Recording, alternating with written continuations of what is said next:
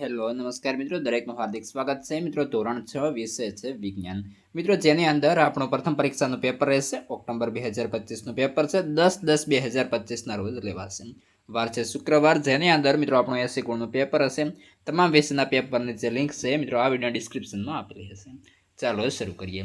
જેમાં પહેલું છે, જેની અંદર આપણને પૂછ્યું છે કે નીચે જે દરેક પ્રશ્નના ઉત્તર માટે આપેલા વિકલ્પોમાંથી સાચો વિકલ્પ લખવાનો રહેશે।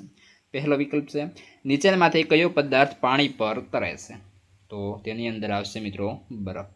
ત્યારબાદ બીજા નંબરે છે, આપણી ખોપરી અનેક ખાલી જગ્યા એકબીજા સાથે જોડાવાથી બનેલી છે। તો શું આવશે? હાડકાના જોડાવાથી, ઓપ્શન બી। ત્યારબાદ આગળનો વિકલ્પ છે વિકલ્પ નંબર 3, ખોપરીના હાડકાઓ વચ્ચે કયા પ્રકારનો સાંધો હોય છે? તો મિત્રો અચળ સાંધો, એટલે કે ઓપ્શન એ આપણો સાચો બનશે। ત્યારબાદ આગળ વધીશું મિત્રો, તમામનું સોલ્યુશન ઉપલબ્ધ છે। વિડીયોને ખાસ લાઇક અને ચેનલને સબસ્ક્રાઇબ કરવાનું ના ભૂલશો। ચોથા નંબરે જોઈએ, નીચેનામાંથી કયો પદાર્થ ચમક ધરાવે છે? ઓપ્શન બી તાંબુ। 5, સમતોલ આહાર માટે નીચે પૈકી કઈ રીત સાચી છે? તો ઓપ્શન એ, ખોરાકના બધા જ પોષક દ્રવ્યો પૂરતા પ્રમાણમાં લેવા જોઈએ। છઠ્ઠા નંબરે જોઈએ, નીચેના પૈકી કઈ વસ્તુ ચામડાની બનેલી હોય છે? તો ઓપ્શન સી પટ્ટો। ત્યારબાદ સાતમા નંબરે જોઈએ, વાલ કયા પ્રકારની વનસ્પતિ છે? તો ઓપ્શન બી વેલો। 8, કરોડ સ્તંભમાં કુલ કેટલા હાડકાં હોય છે? Option C 33। 9, ગરદન તથા શીશને જોડાણ કરતો સાંધો કયો સાંધો કહેવાય છે? ઓપ્શન એ ઉખળી સાંધો। પ્રશ્ન 10, વનસ્પતિ દ્વારા થતી પ્રકાશ સંશ્લેષણની ક્રિયામાં કોની જરૂર નથી? તો ઓક્સિજનની જરૂર નથી। ત્યારબાદ આગળ છે 11મા નંબરે, પુષ્પના બીજાશયમાં મણકા જેવી રચના હોય છે, તેને ખાલી જગ્યા કહે છે? તો આવશે અંડક। 12, સુક્તાંશ શાને લાગતો રોગ છે? ઓપ્શન સી હાડકાને। બ, વ્યાખ્યા આપો ગમે તે 4 આપણે લખવાના થશે। પહેલો છે ધનીભવન, તો કે પાણીની વરાળનું તેના પ્રવાહી સ્વરૂપમાં રૂપાંતર થવાની ક્રિયાને ધનીભવન કહે છે। 2, સમતોલ આહાર, તો કે જે આહારમાં શરીરને જરૂરી તમામ પોષક તત્વો એટલે કે કાર્બોહાઈડ્રેટ, પ્રોટીન, ચરબી, વિટામિન અને ખનિજ તત્વો અને પાણી યોગ્ય પ્રમાણમાં હોય, જેના દ્વારા શરીરને પૂરતું પોષણ મળે તેવા આહારને સમતોલ આહાર કહેવાય છે। 3, તંતુ મૂળ, તો કે વનસ્પતિમાં જ્યારે મુખ્ય મૂળ વિકસતો નથી અને તેના બદલે એક જ સ્થળેથી અનેક પાતળા તથા તંતુ જેવા મૂળ બહાર આવે છે, ત્યારે તેને તંતુ મૂળ કહેવાય છે। જેના ઉદાહરણ છે ઘાસ, ઘઉં, મકાઈ વગેરેમાં તંતુ મૂળ જોવા મળે છે। 4, પ્રકાશ સંશ્લેષણ, તો કે વનસ્પતિના લીલા પર્ણોમાં રહેલા હરિતદ્રવ્યની મદદથી સૂર્યપ્રકાશની હાજરીમાં વાતાવરણમાંથી લેવાતો કાર્બન ડાયોક્સાઇડ અને મૂળ દ્વારા શોષાયેલું પાણી જોડાઈને ખોરાક બનાવે છે। આ સમગ્ર પ્રક્રિયાને પ્રકાશ સંશ્લેષણ કહે છે। 5, પ્રજનન, તો કે સજીવની પોતાની જાતે એક સ્થાનેથી બીજા સ્થાન સુધી જવાની ક્રિયાને પ્રજનન કહે છે। ત્યારબાદ પ્રશ્ન 2, જેમાં એક એક વાક્યમાં ઉત્તર લખીશું। પહેલો છે, પાણીમાં દ્રવ્ય ઓક્સિજન વાયુ કઈ રીતે અગત્યનો છે? તો કે પાણીમાં રહેલા દ્રવ્ય ઓક્સિજન વાયુ જળચર સજીવોને શ્વસનમાં ઉપયોગી થાય છે। આમ જળચર સજીવો માટે ઓક્સિજન વાયુ પાણીમાં હોવાનું ફાયદાકારક છે। પ્રશ્ન 2, પુંકેસર ભાગોના નામ જણાવો। તો કે પુંકેસરના 2 ભાગો છે, પરાગાશય અને તંતુ। 3, સંયુક્ત પુષ્પ ધરાવતી વનસ્પતિના 2 નામ આપો। તો કે ગલગોટો અને સૂર્યમુખી વનસ્પતિના પુષ્પો સંયુક્ત પુષ્પો છે। પ્રશ્ન 4, ઉપણવાની પદ્ધતિનો ઉપયોગ ક્યારે થાય છે? તો કે જ્યારે મિશ્રણના ઘટકો નરી આંખે સરળતાથી જુદા દેખાતા નથી અને તેમને વીણીને અલગ કરવું શક્ય નથી, ત્યારે ઉપણવાની પદ્ધતિ વપરાય છે। આ પદ્ધતિમાં ઘટકોના કણો વજનમાં, મારા વહાલા વિદ્યાર્થી મિત્રો, તમે આ જે વિડીયો જોઈ રહ્યા છો તેને થોડું આમ નીચે કરવાનું થશે અને આપણે ચેનલ જે છે મિત્રો ખાસ તેને સબસ્ક્રાઈબ કરી અને બાજુમાં જે હાઈપનું બટન આપેલું છે તેના પર એક વખત સિમ્પલી ક્લિક કરી દેવાનું છે। ક્લિક કરશો એટલે તમને જે હાઈપનું હોય એ ઓપ્શન આપશે, તેના પર તમારે એક વખત મિત્રો હાઈપ આપવાની થશે। હલકા કે ભારે હોવા જરૂરી છે। હલકા ઘટકો પવનમાં ઊંડે દૂર જઈ પડે છે અને ભારે ઘટકો નીચે રહી જાય છે। પ્રશ્ન 5, પર્ણમાં ઝાલાકાર શિરાવિન્યાસ ધરાવતી વનસ્પતિના 4 નામ લખો। તો કે પીપળો, વડ, લીમડો, આંબો જે વનસ્પતિના પર્ણમાં ઝાલાકાર શિરાવિન્યાસ હોય છે। પ્રશ્ન 6, પુષ્પના કયા ભાગમાં તમને બીજાશય જોવા મળે છે? તો કે પુષ્પના સ્ત્રી કેન્સર ભાગમાં નીચે બીજાશય જોવા મળે છે। પ્રશ્ન 7, જો કોઈ બાળક આહારમાં પ્રોટીન અને કાર્બોદિત લાંબા સમય સુધી પૂરતા પ્રમાણમાં ન લે તો શું થાય? તો કે જો બાળક લાંબા સમય સુધી ખોરાકમાં પૂરતા પ્રમાણમાં પ્રોટીન અને કાર્બોહાઈડ્રેટ ન મળે તો તેમના શરીરને પૂરતું પોષણ મળતું નથી. પરિણામે બાળક દુબળું, અશક્ત દેખાય છે. ક્યારેક તેને ચાલવામાં મુશ્કેલી પણ અનુભવાય છે. આ સ્થિતિને કુપોષણ કહે છે. પ્રશ્ન 8, એકબીજામાં ન ભળે એવા બે પ્રવાહી મિશ્રણ જણાવો. તો કે પાણી અને કેરોસીનનું મિશ્રણ અને તેલ અને પાણીનું મિશ્રણ. પ્રશ્ન 9, સાંધો એટલે શું? તો કે આપણા શરીરમાં બે કે તેથી વધુ હાડકાં જે જગ્યાએ જોડાય તે જોડાણને સાંધો કહે છે. પ્રશ્ન 10, અનાજમાંથી ઝીણો કચરો દૂર કરવા કઈ પદ્ધતિનો ઉપયોગ થાય છે?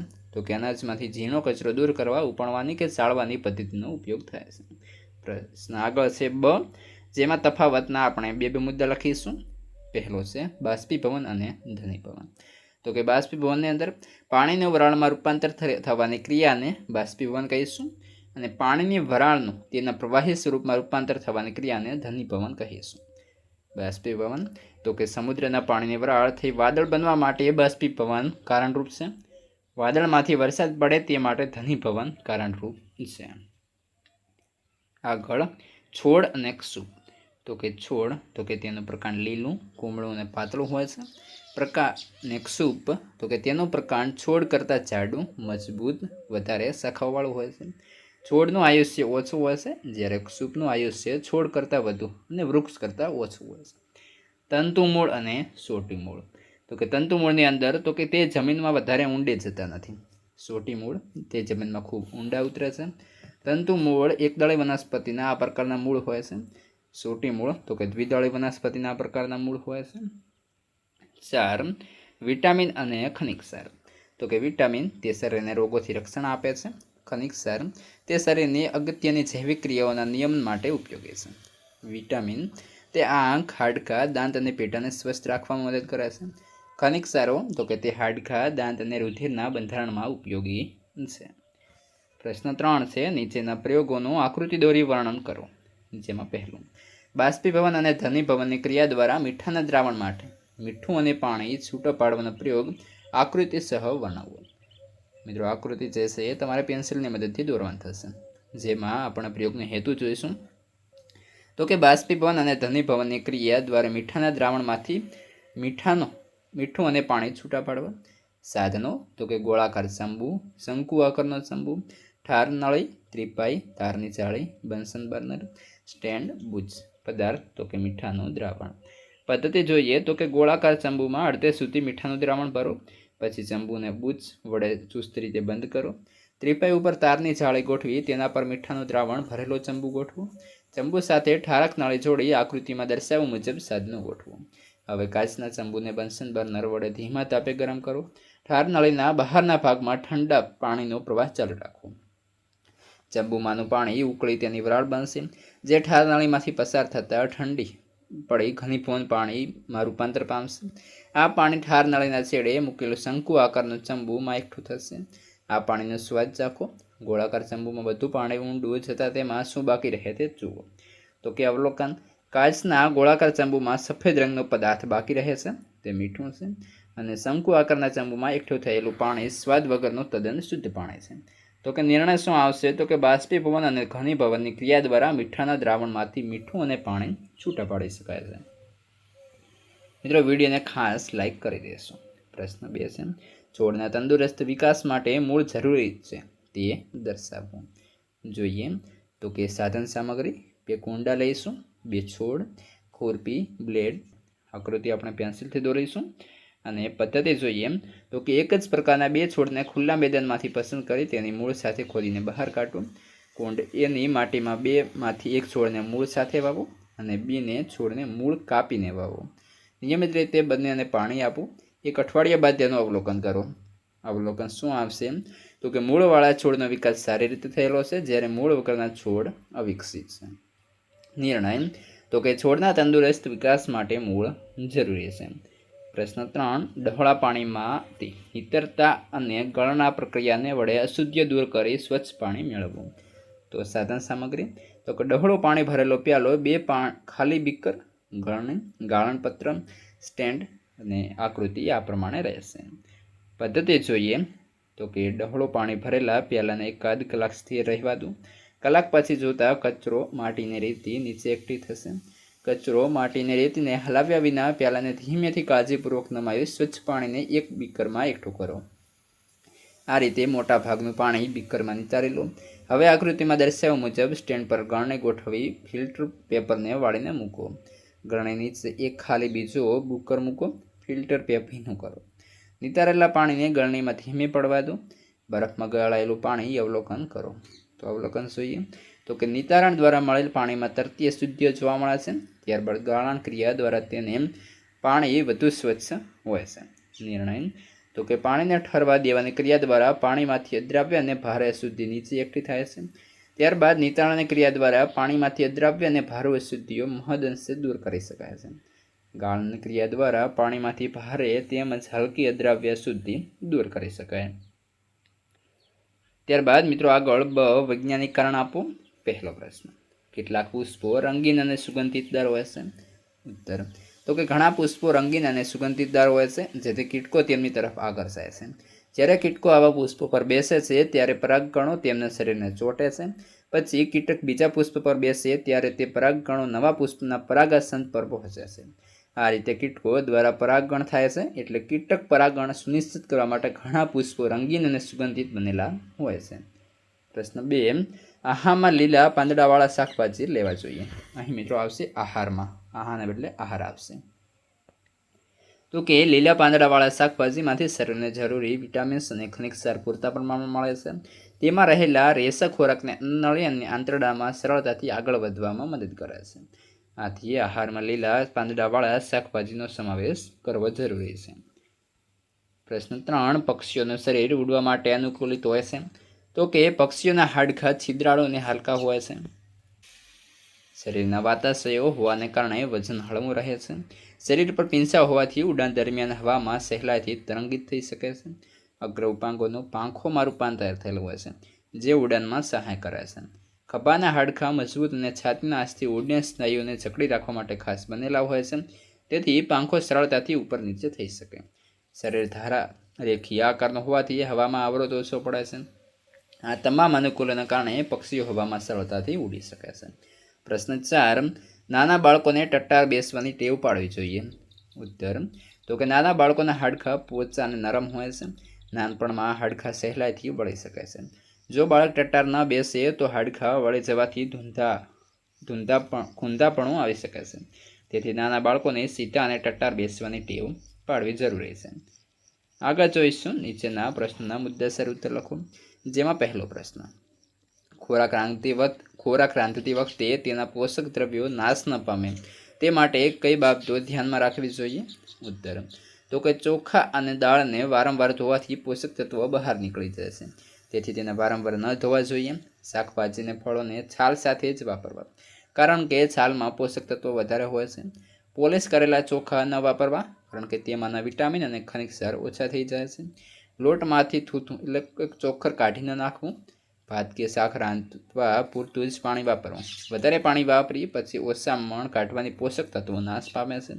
ખોરાકને વધુ પડતો ન રાંધવો, કારણ કે વધારે તાપથી પોષક તત્વો બળી જાય છે. પ્રશ્ન 2 છે, વિટામિનો અને તેની અગત્યતા. તો કે આપણા શરીરને વિટામિનોની અતિ ઓછી માત્રા જરૂરી છે, પરંતુ તે આરોગ્ય માટે ખૂબ જ અગત્યના છે. વિટામિનોમાં વિવિધ પ્રકારના જેમ કે vitamin A, B, vitamin C, vitamin D, vitamin E અને વિટામિન K. વિટામિન B ના ઘણા ઉપપ્રકારો હોય છે, તેથી તેને બી કોમ્પ્લેક્સ કહે છે. વિટામિન મેળવવા માટે મુખ્ય સ્ત્રોતો તો કે લીલા શાકભાજી અને તાજા ફળો, દૂધ, ઈંડા, માંસ અને માછલી. આપણા શરીરમાં સૂર્યપ્રકાશની મદદથી વિટામિન ડીનું નિર્માણ થાય છે. વિટામિનોની અગત્યતા તો કે વિટામિન A આંખો અને ત્વચાને તંદુરસ્ત રાખે છે. વિટામિન B ચેતાતંત્ર અને પાચન તંત્રમાં કાર્ય માટે ઉપયોગી છે. વિટામિન C રોગો સામે સામનો કરવાની રોગપ્રતિકારક શક્તિ આપે છે. તે દાંત અને પેઢાની સ્વસ્થ સ્થિતિ માટે ઉપયોગી છે. વિટામિન ડી હાડકાની અને દાંતની મજબૂતાઈ માટે અગત્યનું છે. આમ વિટામિન શરીરને રોગોથી રક્ષણ આપે છે તથા નિરોગી અને તંદુરસ્ત રાખે છે. વિટામિન આપણી આંખ, હાડકાં, દાંત અને પેઢાને સ્વસ્થ રાખવામાં મદદ કરે છે. પ્રશ્ન 3, પર્ણનો શિરાવિન્યાસ એટલે શું? તેના પ્રકારો જણાવી દરેક વિશે ટૂંકમાં લખો. તો કે પર્ણની અંદર શિરાઓ ફેલાયેલી હોય છે, જેને શિરાવિન્યાસ કહે છે. એના બે મુખ્ય પ્રકાર છે, સમાંતર શિરાવિન્યાસ, જાલાકાર શિરાવિન્યાસ. સમાંતર શિરાવિન્યાસ તો કે જ્યારે શિરાઓ એકબીજા સમાંતર ચાલે ત્યારે તેને સમાંતર શિરાવિન્યાસ કહે છે. ઘઉં, બાજરી, મકાઈ, કેળું, શેરડી, ઘાસ વગેરે. બીજો છે જાલાકાર શિરાવિન્યાસ. તો કે જ્યારે શિરાઓ મધ્ય શિરાની બાજુએ ઝાડ જેવી ફેલાયેલી હોય ત્યારે તેને જાલાકાર શિરાવિન્યાસ કહે છે. તુવેર, મગ, ચણા, વટાણા, તુલસી, જાસૂદ, વડ, પીપળો, લીમડો, આંબો વગેરે. ત્યારબાદ આગળ છે બ. નીચેના પ્રશ્નના ટૂંકમાં ઉત્તર લખો. પહેલો પ્રશ્ન છે, સાપ કેવી રીતે ગતિ કરે છે સમજાવો. તો કે સાપના શરીરમાં ઘણા પાતળા સ્નાયુ હોય છે જે પરસ્પર જોડાયેલા રહે છે. આ કારણે તેનું શરીર અનેક લૂપ વલયોમાં પડી જાય છે. સાપ જ્યારે ચાલે છે ત્યારે તેને લૂપ જમીન પર ધક્કો મારે છે. એ ધક્કાથી સાપ આગળ સરકતો જાય છે. સાપ ખૂબ ઝડપથી ગતિ કરી શકે છે, પરંતુ તે સીધી રેખામાં ચાલતો નથી.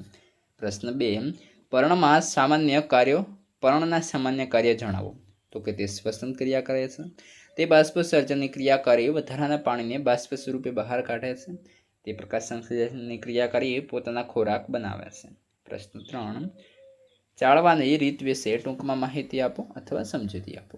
તો કે અનાજ દળતા પહેલાં ઘઉં થેલો ભરીને ત્રાંસા મોટા ચાળણામાંથી પસાર કરવામાં આવે છે. ચાળવાથી તેમાં રહેલા કાંકરા, ડાળકા, ફોતરા જેવા અનાવશ્યક પદાર્થો દૂર થઈ જાય છે.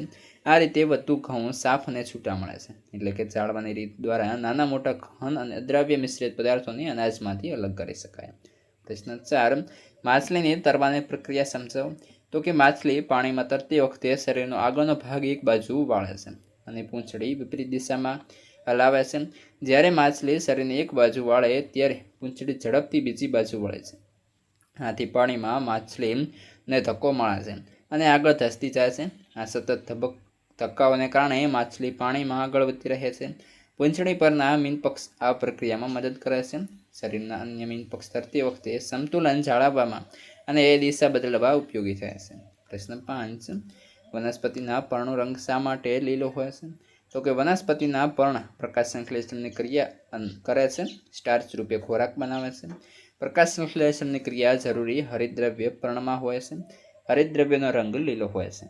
આથી પર્ણનો રંગ લીલો હોય છે. પ્રશ્ન 5 છે, નીચેના પ્રશ્નના ટૂંકમાં ઉત્તર આપો. ગમે તે 4 લખવાનું થશે. 8 માર્ક્સ છે. પહેલો પ્રશ્ન, મિશ્રણના ઘટકોને છૂટા પાડવા શા માટે જરૂરી છે. તો કે કારણ કે સંયુક્ત રૂપમાં મિશ્રણના ઘટકોના ગુણધર્મો જોવા મળતા નથી. જુદા જુદા ઘટકો ભિન્ન ઉપયોગ અને અભિપ્રાય માટે અલગ કરવા જરૂરી છે. પ્રશ્ન 2, લીંબુના રસ અને ખાંડને પાણીમાં મિશ્ર કરવાથી લીંબુ શરબત બને છે. તેને ઠંડુ કરવા માટે તમે તેમાં બરફ ઉમેરો છો, ત્યારે શરબતમાં ખાંડ ઓગાળ્યા પછી બરફ ઉમેરવો જોઈએ કે પહેલાં? કઈ પરિસ્થિતિમાં વધુ ખાંડ ઓગાળી શક્ય બનશે? ઉત્તર, તો કે શરબત બનાવતી વખતે સૌપ્રથમ ખાંડ ઓગાળવી જોઈએ, ત્યારબાદ બરફ ઉમેરવો જોઈએ. કારણ કે ગરમ પાણી અથવા ગરમ શરબતમાં ખાંડ વધુ પ્રમાણમાં ઓગળે છે. જો પહેલાં બરફ ઉમેરશો તો શરબત ઠંડુ થઈ જશે અને ખાંડ સરળતાથી ઓગળશે નહીં. એટલે ખાંડ પૂરેપૂરી ઓગળે તે માટે પહેલાં ગરમ શરબતમાં ઓગાળી લેવી જોઈએ અને પછી બરફ ઉમેરવો.